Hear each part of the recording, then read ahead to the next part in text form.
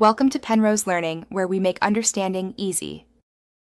In this video, I will explain how to reset your Ford Ecosport music system. First, let's try a quick system reboot, which often fixes minor issues without losing your settings. Simply turn your car's ignition on, then find the power button, usually in the center of the volume knob, and the C-cup button. Press and hold both buttons together for about 10 seconds until the screen goes black and then reboots. This soft reset can resolve many common problems. If a soft reboot doesn't work, a master reset can restore your system to factory defaults.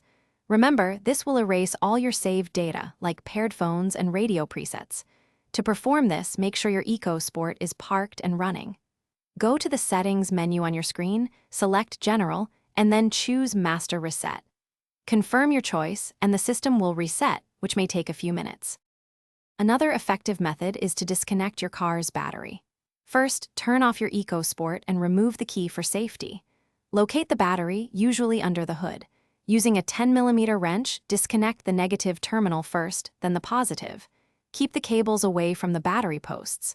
Wait for about 10 to 15 minutes, then reconnect the positive terminal, followed by the negative. This hard reset can clear deeper electrical glitches.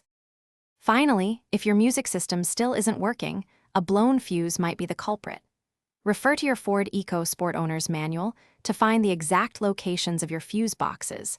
There's usually one under the hood and another behind the glove box. Locate the fuse specifically for the audio or infotainment system.